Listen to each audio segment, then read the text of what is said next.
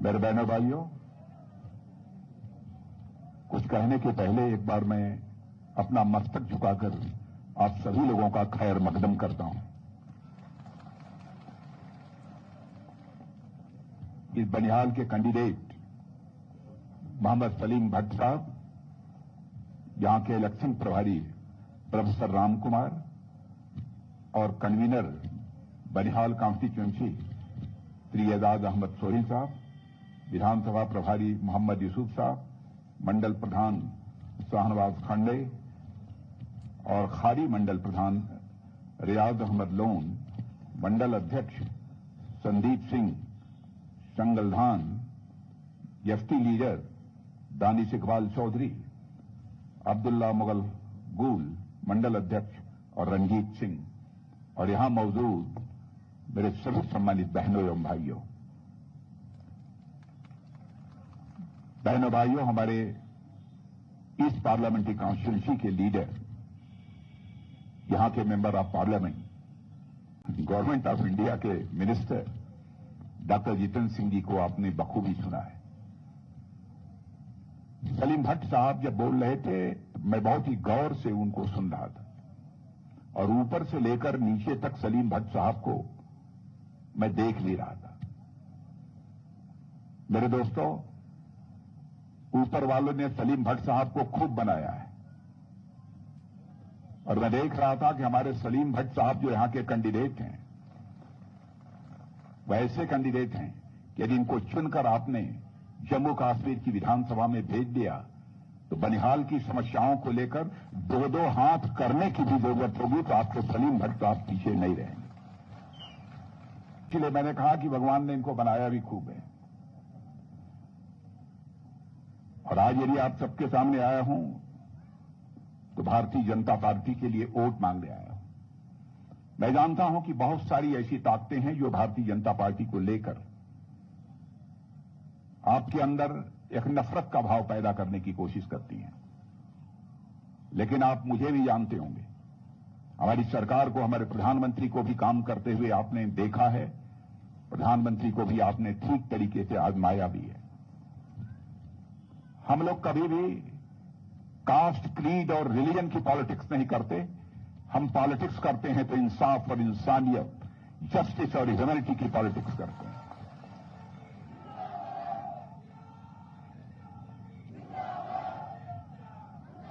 और इसकी आपको मिसाल चाहिए तो हमारी गवर्नमेंट की जो भी स्कीम्स रही हैं, कभी भी हमने कोई भेदभाव नहीं किया है, कभी भी डिस्क्रिमिनेशन हमारी गवर्नमेंट ने और हमारे प्राइम मिनिस्टर ने नहीं किया। चाहे हिंदू हो, चाहे मुसलमान हो, चाहे ईसाई हो, चाहे यहूदी हो, जो भी भारत की धरती पर रहता है, हमने सबको अपने परिवार का सदस्य माना है और भाई भाई के रूप में नजरिए से उनको देखा है। लेकिन कुछ ऐसी ताकतें जिनके बारे में मैं कहना चाहूंगा लंबे समय तक हुकूमत की है, चाहे वह कांग्रेस हो, चाहे जम्मू कश्मीर में नेशनल कॉन्फ्रेंस हो, पीडीपी हो। मैं दावे के साथ कह सकता हूं कि जम्मू कश्मीर के साथ इनकी हुकूमतों ने इंसाफ नहीं किया।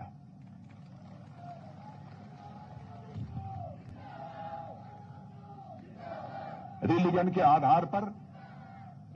आधार पर आपके जज्बात को, आपकी भावनाओं को उभार कर वहां इन्होंने वोट हासिल करने की कोशिश की है। लेकिन मैं बतलाना चाहता हूं कांग्रेस के दोस्तों को, एनसी के दोस्तों को, कि पॉलिटिक्स केवल सरकार बनाने के लिए नहीं की जानी चाहिए।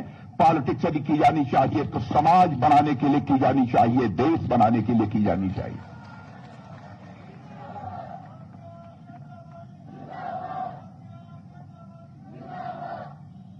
हमने कभी भी किसी के साथ कोई भेदभाव नहीं किया।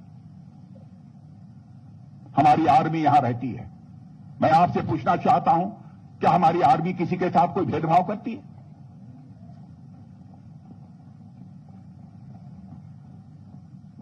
और आप लोग तो अब सौभाग्यशाली हैं कि धारा 370 को हमने समाप्त किया है। किस लिए समाप्त किया है? आपकी बदहाली को समाप्त करने के लिए और जम्मू कश्मीर के लोगों को खुशहाली लाने के लिए हमने लोगों ने धारा 370 को समाप्त किया। धारा 370 ने आपको दिया क्या है? बराबर चाहे कांग्रेस हो, चाहे नेशनल कॉन्फ्रेंस हो, पीडीपी हो, आपको गुमराह करते हैं। धारा 370 समाप्त कर दिया। जम्मू कश्मीर के लोगों के साथ बीजेपी की गवर्नमेंट ने डिस्क्रिमिनेशन किया है। बीजेपी कैसे गवर्नमेंट चलाती है, इसकी एक मिसाल आपके मैं सामने रखना चाहता हूं, और मैं कहना चाहता हूं, हमारी कोई भी बात गलत हो, आप पब्लिकली उसे कंडम करिए, मैं आपका स्वागत करूंगा, क्योंकि मैं आपकी आंखों में धूल झोंक कर आपका समर्थन हासिल नहीं करना चाहूंगा। आपका समर्थन हासिल करना चाहूंगा तो आपके नजरों से नजर मिलाकर मैं समर्थन हासिल करना चाहूंगा।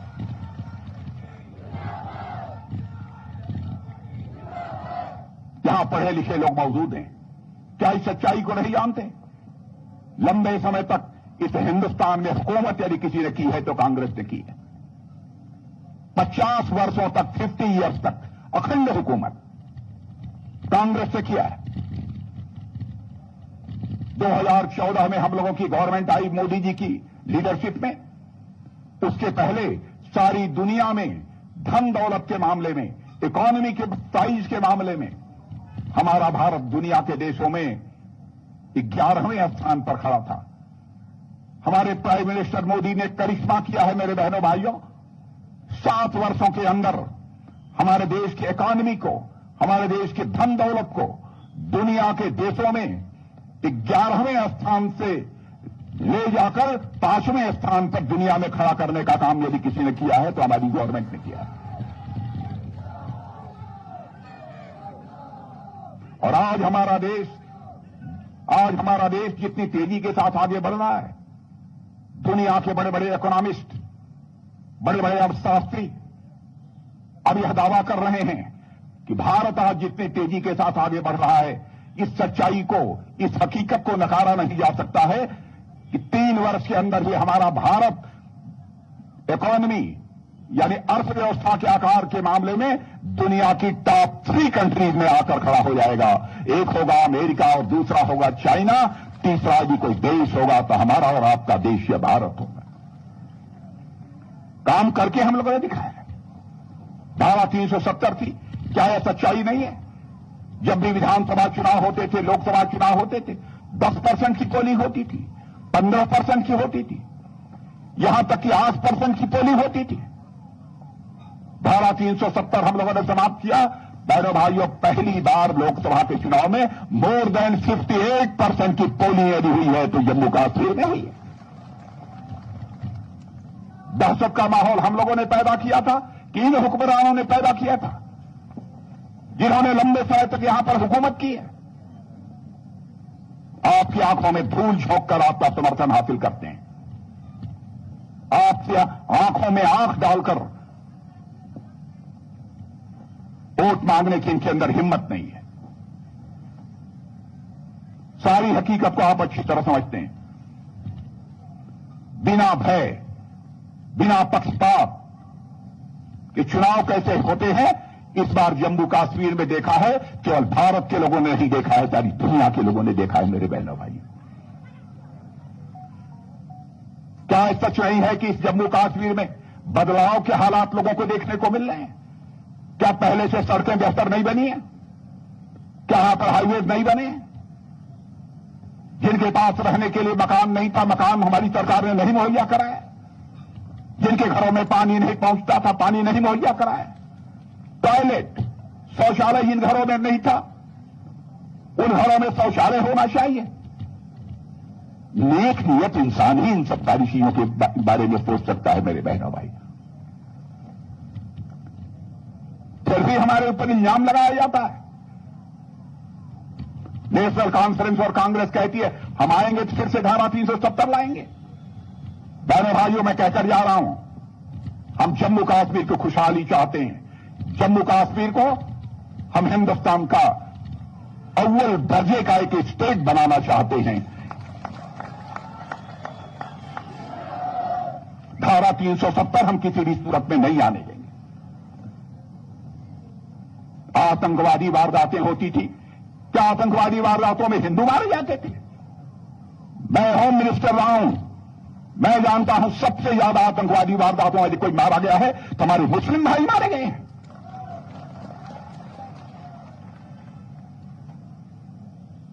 फिर रिलीजन के नाम पर आपको इनको गुमराह करते हैं। बहनों भाइयों, देश ऐसे नहीं चलता है। हमारे डॉक्टर जितेंद्र सिंह कोई छोटी मोटी शख्सियत नहीं है। आपके मेंबर ऑफ पार्लियामेंट हैं तो वहीं पर भारत सरकार के एक मिनिस्टर भी हैं। और आप सब लोगों ने ऐसा मेंबर ऑफ पार्लियामेंट चुना है कि आपका member of parliament doctor Jitendra Singh जब भारत की संसद में खड़े होते हैं, पिन ड्रॉप साइलेंस पूरी पार्लियामेंट में रहता है।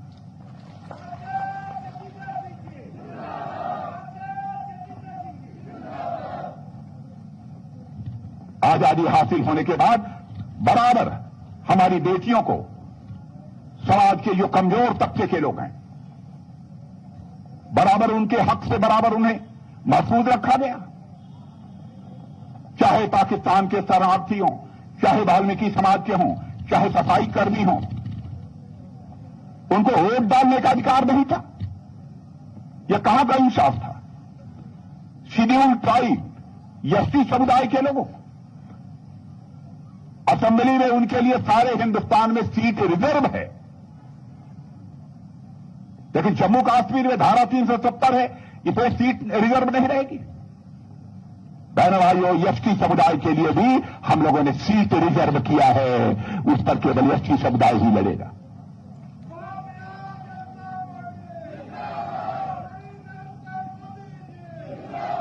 पहाड़ी जाति के लोगों को, मद्दारी जनजात के लोगों को हमने एसटी का दर्जा दिया है। OBC, other backward classes, Hindu में भी बैकवर्ड क्लासेस हैं, मुस्लिम से भी बैकवर्ड क्लासेस हैं, उनको नगर निगम में, नगर पंचायत में, पंचायतों में हमने रिजर्वेशन दिया है। बहनों भाइयों, क्यों? इसलिए वो पिछड़े हैं, उनको भी अन्य लोगों की बराबरी में आकर खड़ा करना, यह हमारी नीयत है, इसलिए ऐसा किया है। भारत का जो संविधान है, भारत का कॉन्स्टिट्यूशन है, उसे लेटर एंड स्पिरिट में भी किसी ने लागू किया है तो मोदी जी के नेतृत्व की सरकार ने लागू किया है। बहनों भाइयों, लेटर एंड स्पिरिट में उसे लागू किया है। भारत में G20 का सम्मेलन हुआ था। दुनिया के देशों के जितने बड़े दिग्गज थे वह सब दिल्ली आए थे। पहली बार ऐसा G20 का सम्मेलन हुआ था। चाहे अमेरिका रहा हो, चाहे चाइना रहा हो, चाहे रूस रहा हो, ऐसे देशों के लोग भी आए थे। वहां जो भी प्रस्ताव पारित हुए, बहनों भाइयों, सर्वसम्मत यूनानिमस सारे रेजोल्यूशन वहां पर पास हुए थे।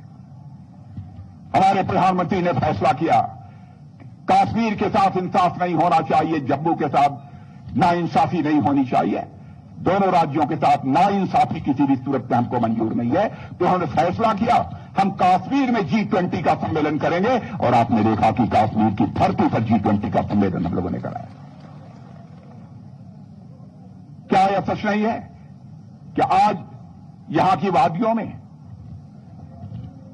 भारत ही नहीं दुनिया के लोग आते हैं और इन वादियों का लुत्फ उठाते हैं।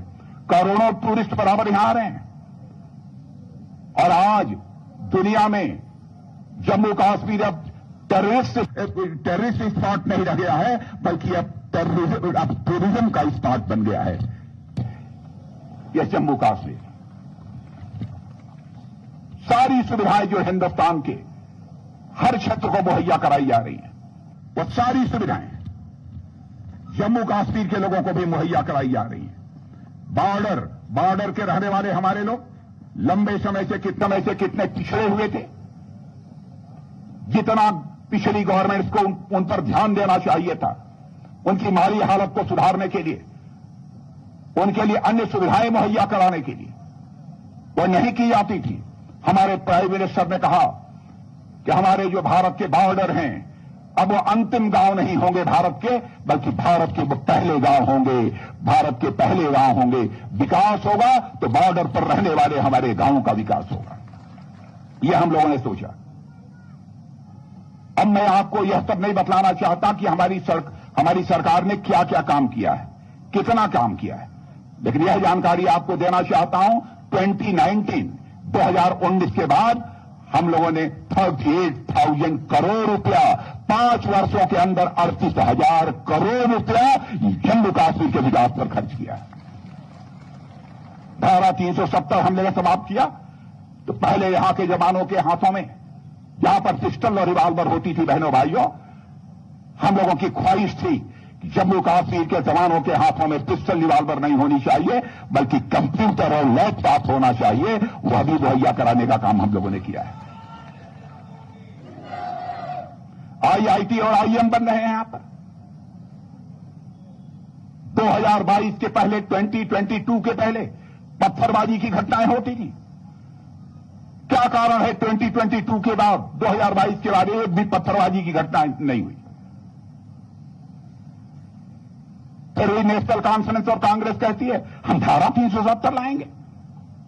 कांग्रेस से भी मैं पूछना चाहता हूं, क्या फिर से आप धारा 370 लाना चाहते हैं? लाना चाहते हैं तो सीना ठोक कर बोलिए यदि कलेजा है तो। कहां ले जाना चाहते हैं लोग जम्मू कश्मीर को? मैं सीधा आरोप लगाना चाहता हूं कि जम्मू कश्मीर को किसी ने लूटा है तो जम्मू कश्मीर के लोगों ने नहीं लूटा है।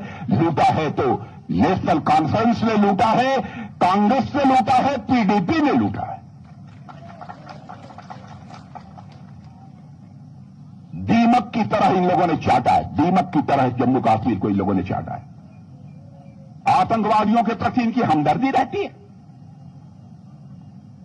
क्या बहनों भाइयों? चाहे हिंदू हो, मुसलमान हो, ईसाई हो, कोई रिवाल्वर की गोली चलाकर उसकी जिंदगी ले ले, यह आपको मंजूर है?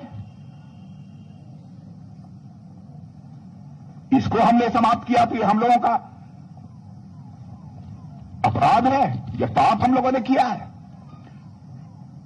भारत का गृह मंत्री रहते हुए उस समय PDP की सरकार थी। बहनों भाइयों, मुझे यहां के लोगों ने कश्मीर वैली में यह बतलाया कि साहब यहां के 9 साल, 10 साल, 8 साल, 11-12 साल के बच्चों के ऊपर पत्थरबाजी के मामले में केसेस चल रहे हैं। बहनों भाइयों, आपको जानकर खुशी होगी, शायद उस समय आपको मालूम हुआ होगा, राजनाथ सिंह ने कहीं किसी की परवाह नहीं की।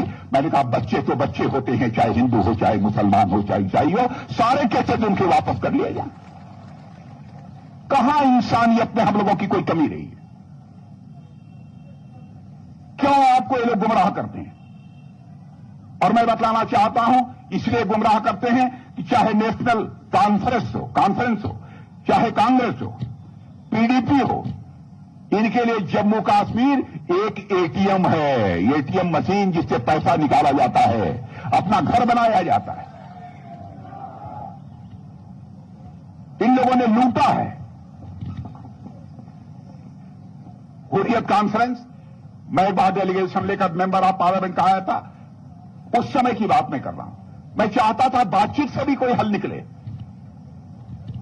मैंने वहां पर शरद यादव और कुछ मेंबर ऑफ पार्लियामेंट को मिलने के लिए भेजा। आपको जानकर आश्चर्य होगा कि उन लोगों ने दरवाजा बंद कर लिया। हम बीजेपी के कम्युनल थे, वो कौन से कम्युनल थे? आपने उनके लिए दरवाजा बंद कर दिया, आप बातचीत करने को तैयार नहीं थे। और मेरे बहनों भाइयों, यह भी बताना चाहता हूं, धारा 370 की समाप्त होने के बाद अब 890 जो हमारे केंद्र के कानून हैं वह जम्मू कश्मीर में भी अब लागू होंगे। कोई नाकालाली से रोक नहीं सकता है। 5 साल के अंदर, मैं प्रेस के दोस्तों से भी कहना चाहता हूं, मेरी कोई भी बात गलत हो तो अखबार के पन्नों पर लिख दें। मेरी गलती होगी तो मैं सिर झुकाकर माफी मांग लूंगा, क्योंकि जनता की आंखों में धूल झोंक कर मैं समर्थन नहीं चाहता हूं, आंखों में आंख डालकर मैं समर्थन लेना चाहता हूं। पाक ऑक्युपाइड कश्मीर के बारे में जो मन में आता है बराबर बोल देते हैं। बहन भाई, है तो जम्मू कश्मीर ही हो। और आपको मैं बताना चाहता हूं, एडिशनल सॉलिसिटर जनरल पाकिस्तान के कोर्ट ने एक हलफनामा दाखिल किया और उन्होंने POK के बारे में यह कहा कि यह फॉरेन लैंड है, पाकिस्तान की नहीं है। जब यह हलफनामा उन्होंने कोर्ट में दाखिल कर दिया कि पाक ऑक्युपाइड कश्मीर पीओके ये फॉरेन लैंड है, तो मैं कहना चाहता हूं पीओके हिंदुस्तान का था, है और रहेगा। हम पीओके की खुशहाली के लिए भी काम करेंगे, लेकिन फैसला या पीओके के लोगों के हाथों में। मैं उस संबंध में कुछ नहीं कहना चाहता। आतंकवादी गतिविधियों को हम किसी भी सूरत में मंजूर नहीं करेंगे। बहनों भाई, पाकिस्तान से बातचीत करने की बात कुछ लोग करते हैं, मैं कहता हूं पाकिस्तान एक काम कर दे, आतंकवाद का सहारा लेना बंद कर दे। कौन नहीं चाहेगा कि हमारे पड़ोसी देशों के साथ रिश्ते बेहतर हों, क्योंकि इस हकीकत को मैं जानता हूं बहनों भाइयों, जिंदगी में दोस्त बदल जाते हैं लेकिन पड़ोसी नहीं बदलता है। हम चाहते हैं बेहतर रिश्ते बनाने, लेकिन पहले वह आतंकवाद को रोके, उसके बाद जिस स्तर पर भी बात करनी होगी वह करेंगे। आतंकवाद ने, मैं आंकड़े देना चाहता हूं, 85% मुस्लिम भाइयों की जिंदगी ली है। हमारे प्रधानमंत्री यदि हिंदुस्तान को एक डेवलप्ड नेशन बनाना चाहते हैं, विकसित भारत बनाना चाहते हैं, तो साथ ही साथ जम्मू कश्मीर को भी हम एक डेवलप्ड स्टेट बनाना चाहते हैं, विकसित जम्मू कश्मीर बनाना चाहते हैं। इसीलिए हम लोगों ने कई फैसले किए हैं। आपके घर की, ये माताएं बहनें बैठी यहां पर, जो आपके घर की सबसे बड़ी हमारी मां होगी, हमारी बहन होगी, उम्र में जो घर की सबसे बड़ी होगी, उसे हर साल 18,000 रुपया देंगे, 18,000 रुपया देंगे यदि हमारी सरकार बने।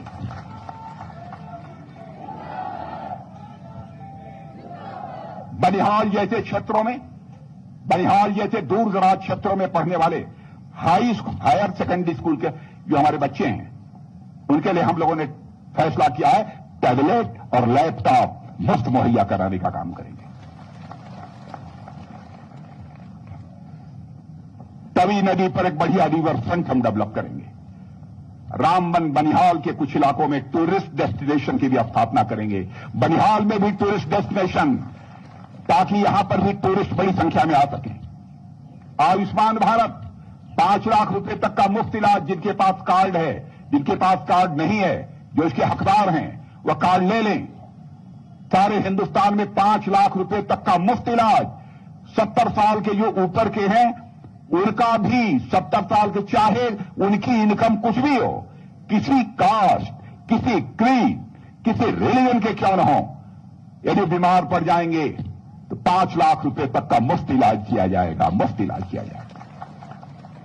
लेकिन जम्मू कश्मीर के लिए हम लोगों ने फैसला किया है 5 लाख के अलावा 2 लाख हमारी राज्य सरकार देगी, 7 लाख रुपए का मुफ्त इलाज करेंगे। बहनों भाइयों, बहुत सारे ऐसे फैसले हम लोगों ने किए। जम्मू और श्रीनगर दोनों में मेट्रो रेल सुविधा भी हम प्रारंभ करेंगे। इसी प्रकार पश्चिमी पाकिस्तान के शरणार्थियों और पाक ऑक्युपाइड जम्मू कश्मीर के शरणार्थियों, वाल्मीकि समाज और गोरखा समाज के लोगों को रिहेबिलिटेट करने का, पुनर्वास करने का भी काम यदि कोई करेगा तो भारतीय जनता पार्टी की गवर्नमेंट करेगी। इसलिए मैं आप सभी से अपील कर रहा हूं, आप यदि मुझे जानते होंगे, लंबे समय से बीजेपी में काम कर रहा हूं, 2 बार पार्टी का अध्यक्ष रहा हूं, मुख्यमंत्री भी रहा हूं, गृह मंत्री भी रहा हूं, सब रहा हूं। बहनों भाइयों, कभी भी कास्ट, क्रीड और रिलीजन के आधार पर मैंने कोई भी भेदभाव नहीं किया है, कभी नहीं किया। कोई बतला दे, सबके साथ अच्छे दोस्ताना रिश्ते रखते हैं, यही हमारी पार्टी की खूबी है। और मैं आपसे कहने आया हूं कि हमारे सलीम भट्ट को बहनों भाइयों जिता दीजिए। बहकावे में मत आइए किसी के। एक बार मैं कहकर जा रहा हूं, सलीम भट्ट राय को जिता दीजिए। और मैं आपको वचन देकर जा रहा हूं, और डॉक्टर जितेंद्र सिंह जी से कहूंगा कि आ जाएगा समय तो मुझे याद दिलाइएगा। सलीम भट्ट को यदि चुनकर आपने भेज दिया तो जम्मू कश्मीर की गवर्नमेंट में इन्हें इज्जत से नवाजेंगे, इज्जत नवाजेंगे।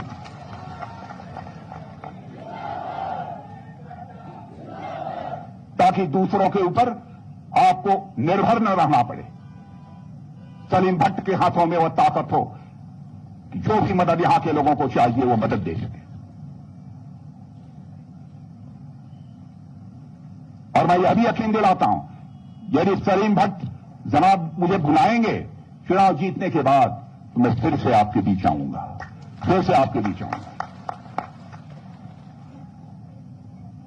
और यदि मैं आऊंगा तो फूलों का गुलदस्ता लेने के लिए नहीं आऊंगा तो अपना ये सिर झुकाकर, अपना मस्तक झुकाकर आपके को शुक्रिया बोलने के लिए आऊंगा, आपके प्रति आभार व्यक्त करने के लिए आऊंगा। इन्हीं शब्दों के साथ आप सबको बहुत बहुत धन्यवाद। नौजवानों से कहना चाहता हूं, बुजुर्गों से कहना चाहता हूं, यह बड़ी लंबी चौड़ी कॉन्स्टिट्यूएंसी है, 125 किलोमीटर दूर तक की है। मेरे बहनों भाइयों, सलीम भट्ट भाई के लिए एक बार आप लोग घर छोड़कर 5-6 दिन के लिए निकल जाइए, लोगों के पास जाइए कि अब यहां पर कास्ट, क्रीड, रिलीजन नहीं चलेगा, चलेगी तो यहां पर इंसाफ और इंसानियत, जस्टिस और ह्यूमैनिटी ही चलेगी। यह संदेश लेकर लोगों के पास जाइए। इन्हीं शब्दों के साथ आप सबको बहुत बहुत शुक्रिया। बोलिए